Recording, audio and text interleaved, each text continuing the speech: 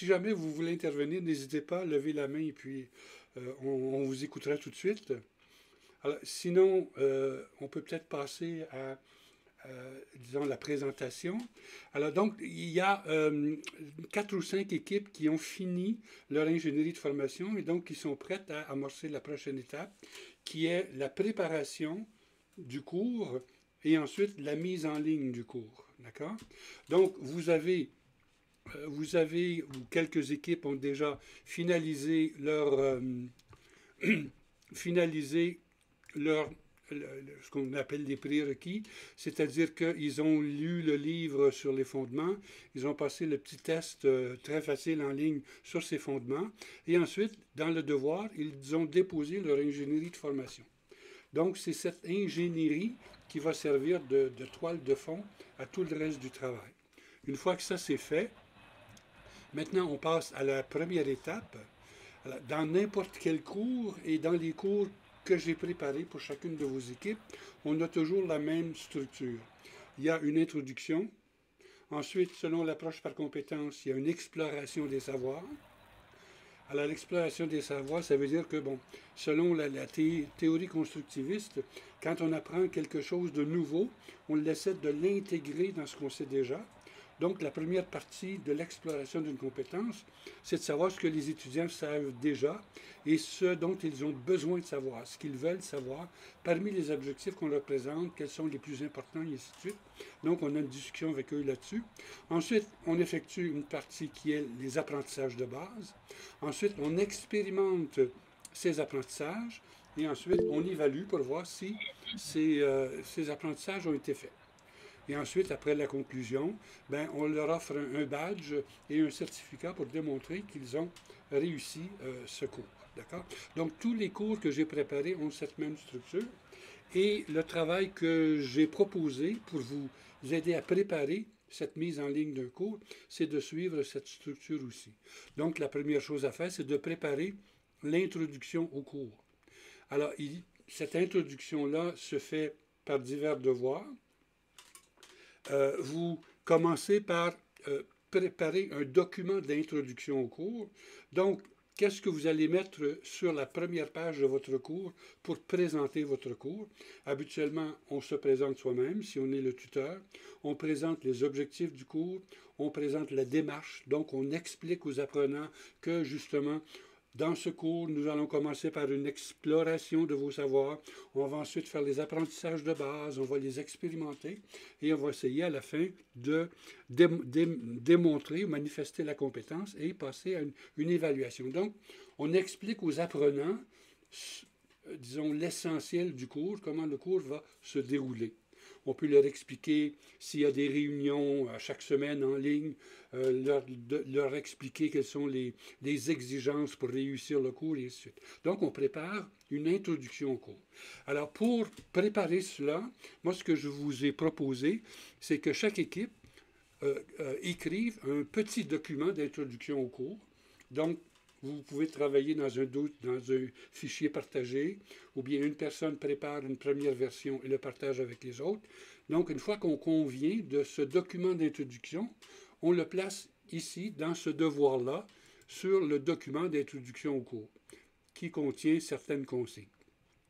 Ensuite, pour lancer le cours en introduction, ben, il faut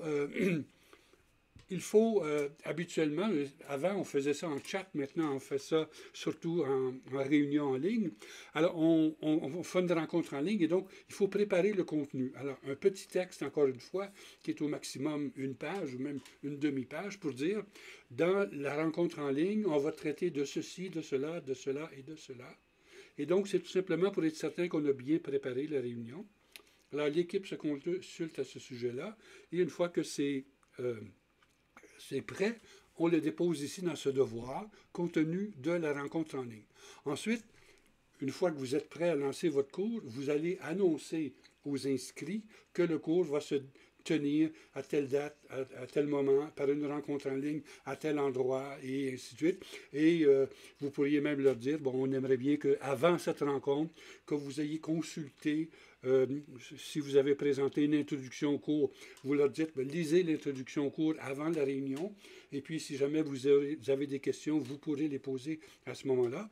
Donc, vous faites j'écrivais un petit texte, OK, que vous allez partager lorsque vous allez lancer votre cours dans le forum. Donc, vous préparez le texte que vous allez écrire dans le forum. Donc, ces 3 devoirs-là font partie de l'introduction. Et une fois que vous avez fait ces 3 travaux-là, vous allez préparer votre cours, la partie introduction de votre cours. Alors, chacun d'entre vous, chaque équipe, vous avez un cours spécifique selon votre thème. J'ai ajouté dans cette partie introduction au cours les adresses des cours sur le site. Donc, si je clique sur ce lien-là, je choisis le cours, l'équipe dans laquelle je suis. Supposons que je suis dans le leadership.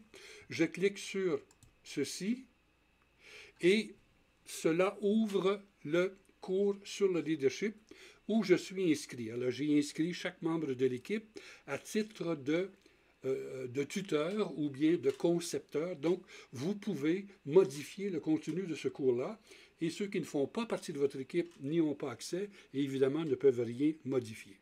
Donc, vous devez, dans ce cours, alors si je clique sur le cours lui-même, alors je vois que dans ce cours-là, il y a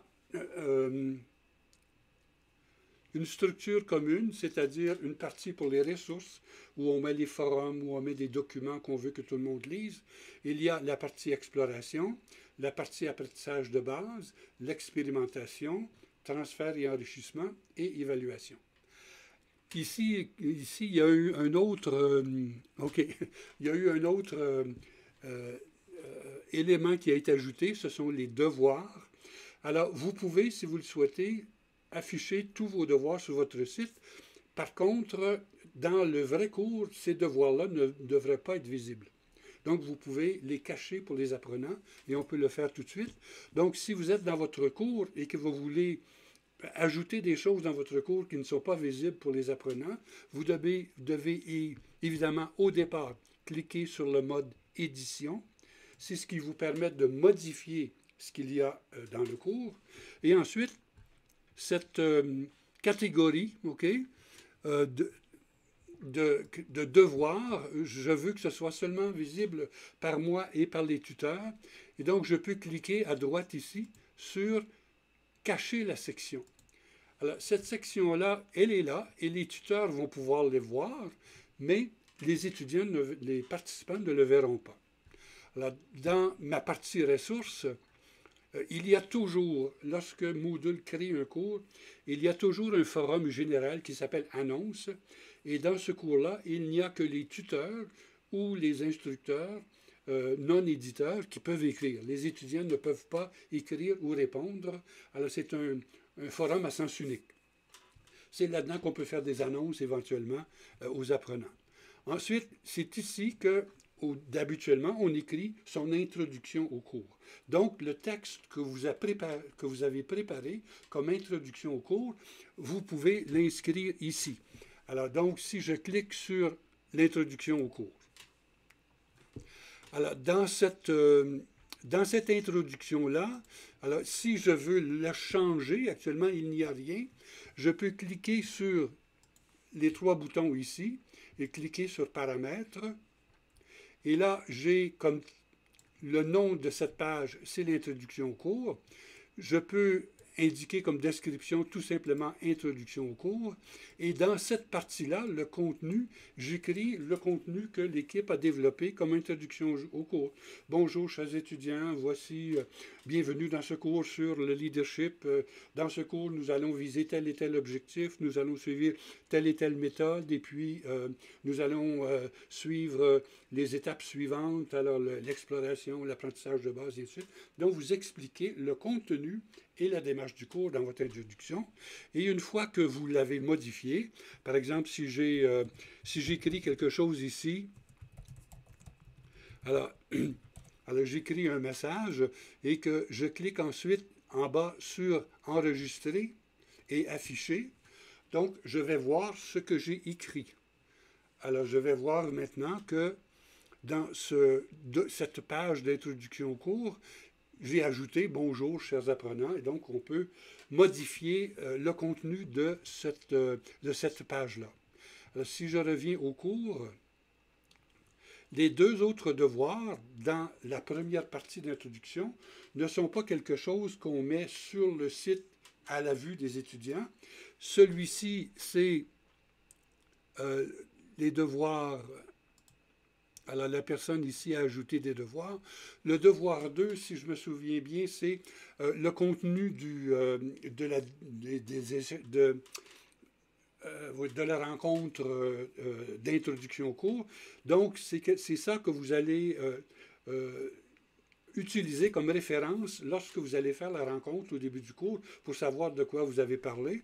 Et le troisième devoir, c'est le message du forum pour lancer le cours. Donc, vous allez pouvoir prendre ce contenu-là et l'inclure dans les ressources dans le forum général du cours. Alors, la personne ici a déjà commencé à travailler. Je vois qu'elle a ajouté un forum des équipes. Cela suppose qu'il va y avoir du travail en équipe pendant le cours. Et il y a déjà un forum sur le leadership qui a été, disons, commenté par certains apprenants. Je pense que ce sont les auteurs du cours qui ont déjà commencé à travailler dans ce cours-là. D'accord? Alors, et bon commentaire. On peut aussi ajouter des ressources comme on le souhaite dans cette introduction. On peut même, par exemple, l'introduction, pour le moment, vous allez peut-être la faire tout simplement en écrit, mais peut-être qu'un peu plus tard, vous serez capable de faire une vidéo et de présenter une vidéo d'introduction au cours. C'est peut-être une prochaine étape qu'on pourra explorer bientôt. Alors, pour le moment, l'équipe qui a commencé à travailler là-dessus a ajouté une vidéo sur le leadership. Et donc, si je clique sur le lien, ça ouvre une vidéo qu'on peut regarder sur le leadership. Alors, si je reviens maintenant au cours, voilà le travail qui devrait être fait sur l'introduction du cours. D'accord? Ensuite, lorsque ce travail-là sera terminé, on passera dans notre cours à l'exploration du cours. Et là, il va falloir meubler le contenu et on le meuble avec les devoirs qui sont inclus dans le cours qu'on est en train de faire sur la mise en ligne d'une formation. Est-ce qu'il y a des questions ou des commentaires à faire à ce sujet-là? N'hésitez pas si jamais vous souhaitez le faire. Alors, je sais qu'au départ, c'est un peu complexe parce qu'en fait de compte, vous avez deux cours. Vous avez le cours que vous suivez sur la mise en ligne d'un cours et en même temps, vous avez un cours que vous êtes en train de créer et dont vous devez garder l'adresse pour être capable de le rejoindre. Et vous allez travailler sur, disons, dans ce deuxième cours-là pour le créer à mesure que vous avancez. D'accord? Alors, je n'ai pas salué tout le monde qui est arrivé jusqu'à maintenant, pendant que je parlais. Alors, je vois qu'il y a, Alaï était déjà là, Minata, bienvenue à Minata, Bacaré, Cyprien était déjà là, Félix également, Cabot, Lamintine est arrivée, Marie Womono exactement. Alors, bienvenue à vous toutes et à vous tous. J'étais en train de faire une présentation du travail sur la première partie du cours, c'est-à-dire l'introduction. Est-ce qu'il y a des questions à ce sujet-là? Est-ce que c'est clair? Est-ce qu'il y a... Vous pensez que c'est quelque chose qui est faisable? Oui, ça va? OK. Évidemment, pour moi, ça va. OK. Pour plusieurs d'entre vous, c'est quelque chose peut-être que vous avez déjà fait. D'autres, vous êtes en mode exploratoire. Et certains d'entre vous, vous avez suivi le cours sur comment créer des ressources et des devoirs, par exemple, sur Moodle. Certains autres, vous ne l'avez pas fait, mais là, justement, on peut s'aider les uns les autres dans l'équipe. Une personne qui sait comment créer un devoir le crée et l'explique aux autres, peut-être dans le forum ou dans une rencontre en ligne. Voici, j'ai créé un devoir de telle et telle façon. Mais ça, c'est aussi quelque chose qu'on pourra peut-être dans une prochaine semaine explorer ensemble. Créer un forum, c'est très facile. Créer une page, c'est très facile. On n'a que préparer quelque chose dans un document Word et le copier dans la page en ligne. Créer un dossier, c'est facile. On n'a qu'à créer un dossier et ensuite télécharger des documents dans le dossier. Mais quand on arrive dans le devoir, c'est un peu plus complexe. Et dans certaines autres activités, c'est un peu plus complexe également. D'accord? Alors voilà la première chose que je souhaitais présenter maintenant. Je vais arrêter la présentation. Je sais que certaines et certains d'entre vous ont déjà commencé ce travail. Il y en a qui ont fait 2 ou 3 devoirs déjà. Je n'ai pas vraiment commencé à les corriger. J'attendais que l'ingénierie de formation soit faite. Et comme c'est là, il y a 4 ou 5 équipes qui ont fini leur ingénierie, qui l'ont déposée. Et les ingénieries qui ont été déposées étaient très bien faites. Je m'en réjouis. Et donc, c'est là-dessus qu'on va se baser pour mettre le cours en ligne. D'accord? Est-ce qu'il y a des questions, des interrogations à ce sujet-là? OK. Sinon, je peux passer à la deuxième chose que je voulais présenter aujourd'hui. C'est le travail en équipe dans un fichier partagé.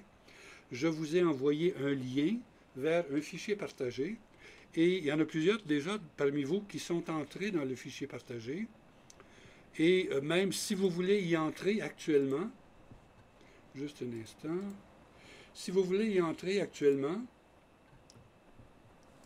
alors je mets actuellement dans le chat de cette rencontre, dans les messages à droite, le lien vers le fichier partagé. Et si certains d'entre vous veulent cliquer sur le lien, si vous êtes surtout sur un ordinateur, il y a une fenêtre qui va s'ouvrir et qui va vous permettre d'être en ligne en même temps que nous. Et on va voir comment vous pouvez, en temps réel, modifier des documents ensemble, en travaillant ensemble en même temps. Alors moi, je vais partager cette page-là.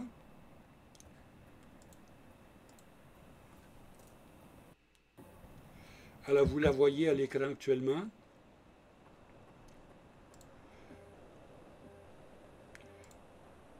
Vous la voyez bien, oui?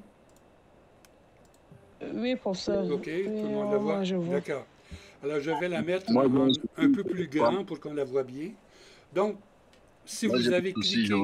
Oui, merci. Plusieurs ont déjà cliqué sur le lien et ont déjà répondu aux consignes qui étaient là. La première consigne, c'est d'ajouter votre nom. Alors, moi, j'avais déjà ajouté mon nom. Rosette a ajouté son nom. Alaï Sagaral l'a fait.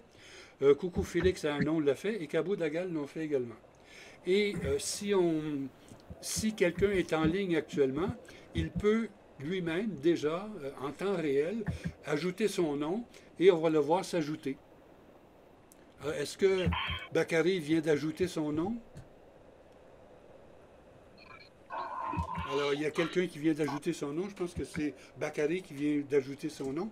Et je vois en haut de la page ici des symboles. Alors, il y a Citrouille Anonyme. Je ne sais pas qui est Citrouille Anonyme, mais cette personne-là est en ligne actuellement. Supposons qu'elle est dans mon équipe. Et il y a une autre personne qui est Caméléon Anonyme. Alors, je ne sais pas qui est Caméléon Anonyme. Je ne comprends pas pourquoi ce sont ces noms-là qui apparaissent. Mais en tout cas, il y a 2 personnes actuellement qui sont en ligne avec moi. Et si jamais ces personnes-là le veulent, elles peuvent ajouter autre chose en temps réel actuellement. D'accord? Est-ce que l'une des 2 personnes qui est en ligne actuellement pourrait ajouter quelque chose ici dans le document? Notamment son nom, si jamais ce n'est pas Citrouille Anonyme.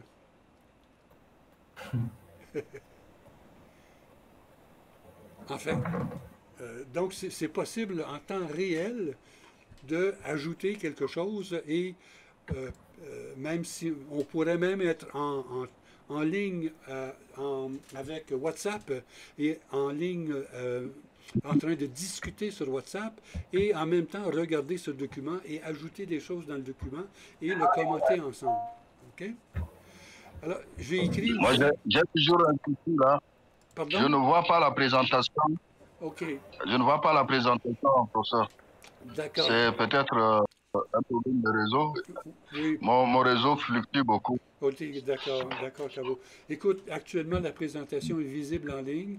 J'enregistre, alors ce sera Ah, possible de voir ensuite la présentation telle qu'elle ah, est. OK? D'accord? d'accord. D'accord. Et Bakary a levé la main. Bakary, on t'écoute? Oui, c'était pour dire de regarder à droite de son écran en bas. Il y a le Oui, symbole du message. Dès que vous cliquez dessus, le message s'affiche et vous pouvez cliquer sur le lien. oui, d'accord. Oui, c'est le lien vers Voilà. le fichier partagé, oui. Exactement. Oui, oui, Et ça peut voilà. apparaître sur son téléphone ou sur son ordinateur. D'accord. Tout à Mais je fait. pense que lui, c'est dans, c'est dans Google Meet qu'il ne voit pas l'écran actuellement, mais il peut le voir directement, effectivement, d'une façon indépendante. Alors, j'ai C'est ça. demandé aussi d'écrire une phrase sur votre vision du travail d'un leader éducatif. Il y a des personnes qui l'ont déjà écrit, donc ces contenus-là sont là pour le moment. Et ensuite, j'ai demandé d'écrire un commentaire pour savoir qui a écrit ce document. Si je clique sur ce commentaire-là, je vois qu'il est d'abord coloré et à droite, il y a un message qui dit cette phrase est de Rosette Mongo. Donc je sais que c'est Rosette qui a écrit ça. Si j'écris ici, je clique ici, c'est Alain Sagara qui l'a écrit.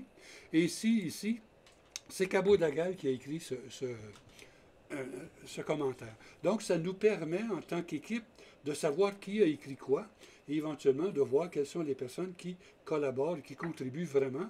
Et si jamais on est en train de discuter de quelque chose, on peut savoir que Cabo est d'accord avec moi ou bien il n'est pas d'accord avec moi. Donc, on peut donner son avis sur certaines choses et on sait qui a écrit le message. Ensuite, on peut aussi, ensemble, travailler sur un contenu.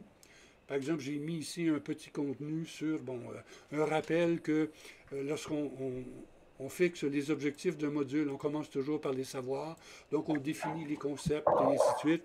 On identifie les étapes de la mise en œuvre d'un processus. Dans le savoir-faire, on demande d'appliquer le processus. Dans le savoir-être, on essaie de faire manifester les attitudes ou les valeurs qui sont utiles dans la mise en œuvre de cette compétence. Et enfin, habituellement, on essaie de finir par une synthèse où on voit si l'apprenant utilise bien ses savoirs, ses savoir-faire, ses savoir-être, ses connaissances tout court pour remplir la tâche qu'on lui donne. Alors voilà, c'est juste un rappel de la structure de nos objectifs. Et ici, ce que j'ai fait, c'est que j'ai dit, bon, mais supposons qu'on travaille ensemble, OK? Et que la première étape, c'est qu'on veut explorer ces savoirs préalables sur le sujet. Bon, il y a une personne qui a écrit, on va lire un texte. Mais moi, je ne suis pas d'accord parce que lire un texte, ce n'est pas vraiment de dire ce que moi je crois ou ce que je sais déjà. Donc, je peux ajouter un commentaire. Donc, si je clique sur plus ici, j'écris un commentaire pour dire euh, lire un texte. OK, pardon, lire un texte n'est pas la meilleure façon. OK. Je propose, donc je n'écrirai pas tout au long, là, mais je propose plutôt de demander aux apprenants de donner leur propre expérience dans ce domaine-là. D'accord? Et si je clique ensuite sur commenter, alors ce commentaire-là est ajouté et lorsque les gens vont cliquer sur lire un texte, ils vont voir que moi je préférerais telle autre activité.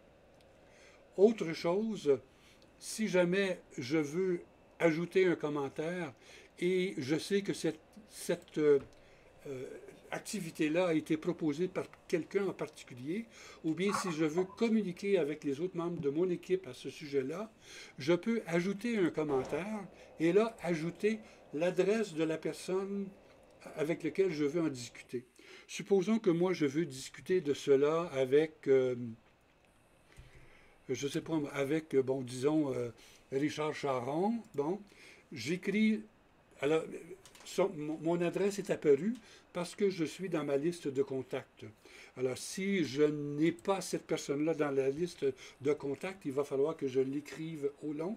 Mais supposons que j'essaie quelqu'un d'autre, mettons, si j'essaie Cabot, et puis, bon, Cabot est déjà dans ma liste. Oh, pardon, j'ai fait une erreur. Voyons. Cabo est déjà dans ma liste de contacts et donc je vais ajouter de cette façon-là l'adresse de Cabo Dagal ici et le commentaire que je vais écrire, OK? Si j'écris un commentaire ici et qu'ensuite je clique sur commenter, Richard Charron et Cabo Dagal vont recevoir un courrier électronique en disant, en transmettant le commentaire qui a été fait. Si j'ai écrit, par exemple, bon, je suis plus ou moins d'accord avec cette partie-là du travail, est-ce qu'on pourrait ajouter ceci ou retrancher cela? Alors, Richard va recevoir mes commentaires et avec un lien qui ramène sur le fichier partagé.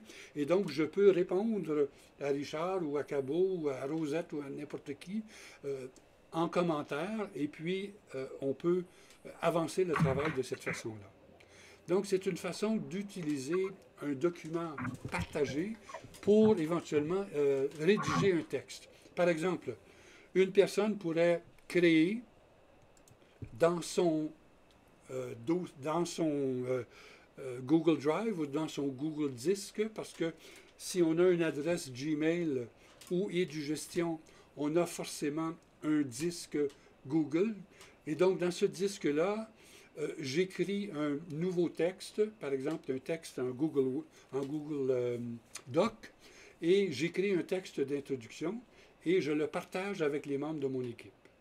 Ça, on a déjà fait une petite leçon là-dessus. J'espère que vous vous souvenez comment le faire. Si vous le souhaitez, je pourrais toujours le refaire devant vous pour faciliter les choses. Si c'est clair, on peut passer à autre chose. Est-ce que cette explication-là est suffisante? Donc, je crois que c'est un bon outil de travail d'équipe.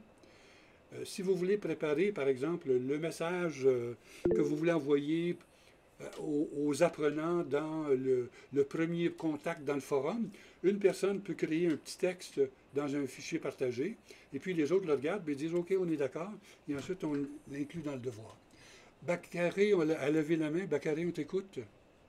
Ah oui, merci bien, professeur, pour cette expérience. Maintenant, bon, je vais m'excuser parce que je me suis connecté un peu en retard. Oui. Maintenant, le lien, là, c'est ce que je voulais savoir. Comment on crée le lien? Je ne sais pas si ça a été précédemment expliqué. D'accord. OK, je vais y revenir. Je vais fermer cette présentation. Et vous me donnez un instant pour que je prépare cela.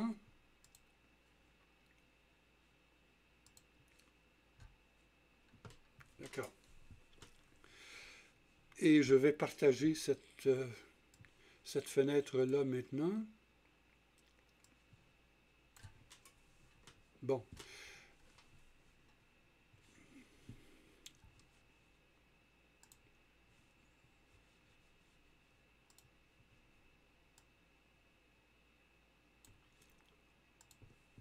Bon, vous voyez, est-ce que vous voyez à l'écran actuellement, juste un instant, est-ce que j'ai fermé?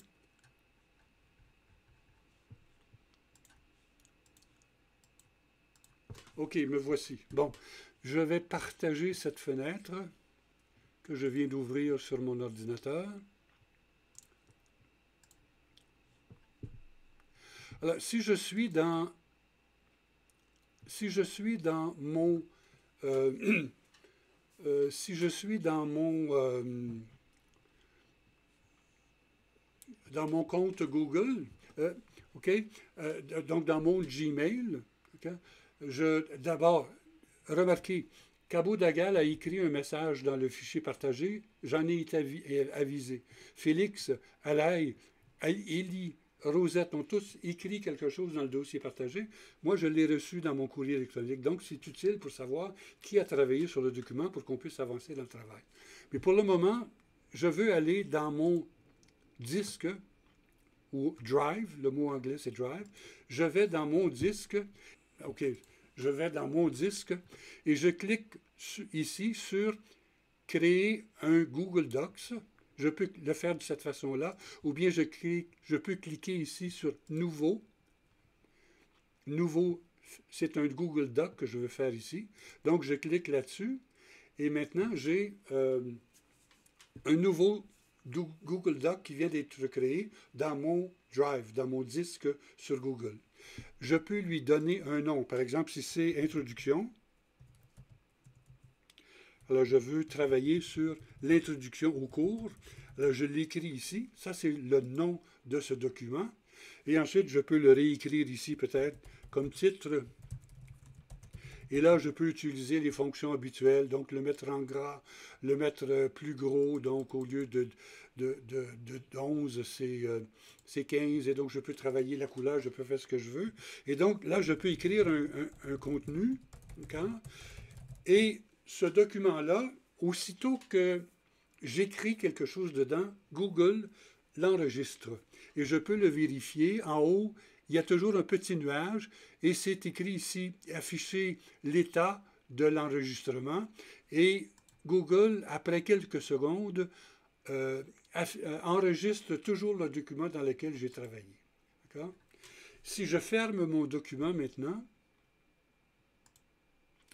et que je reviens dans ma liste de documents, moi j'en ai beaucoup actuellement sur mon disque, j'espère être capable de le trouver. Voilà le document que je viens de créer.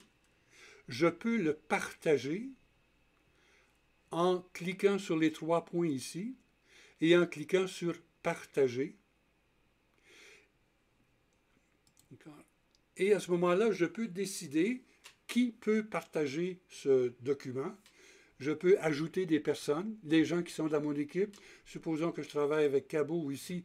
Ce sont des gens avec lesquels j'ai collaboré récemment, donc les noms apparaissent.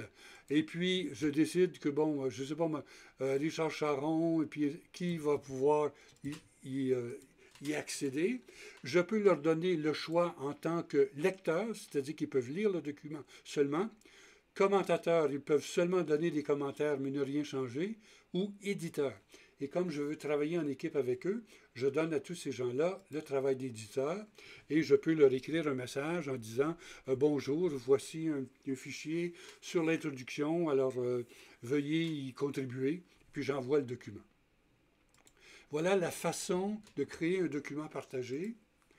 Il suffit en fin de compte que dans chacune des équipes, il y a peut-être une personne qui sache comment faire ce travail-là, et puis les autres peuvent en profiter. Alors, sinon, est-ce qu'il y a d'autres questions?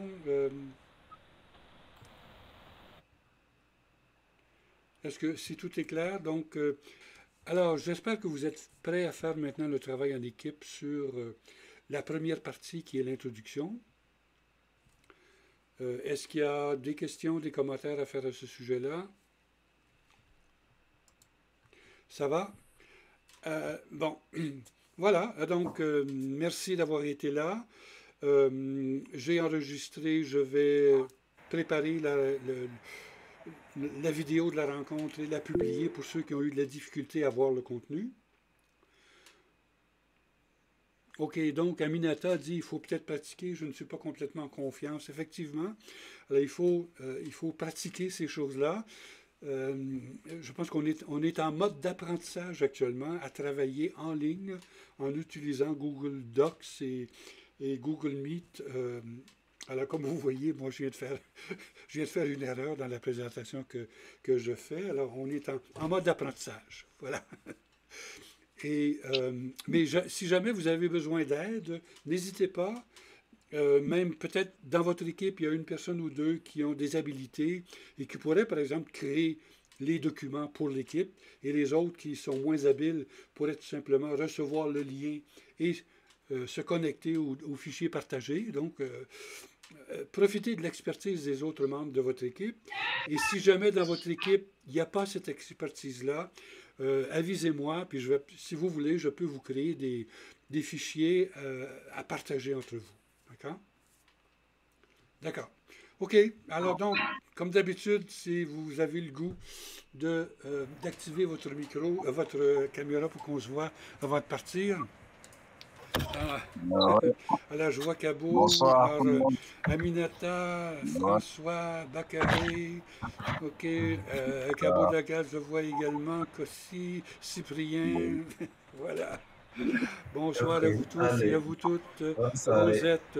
OK. Et bon repos à tout le monde. Alain, Merci. Ouais. on ne le voit pas comme c'est long, on voit un symbole plutôt que ça. Ça figure. Oui, Ouais, mais voilà. là, OK. tu vas voir un peu. OK, d'accord. Donc, OK. au revoir, bonne soirée à tous. Merci, OK. merci. Bonne soirée à tout le monde. Bon travail. Merci. Ah oui, j'ai ouvert. Bonne soirée. Au revoir à tout le monde. Bonsoir. Bonsoir et bonsoir.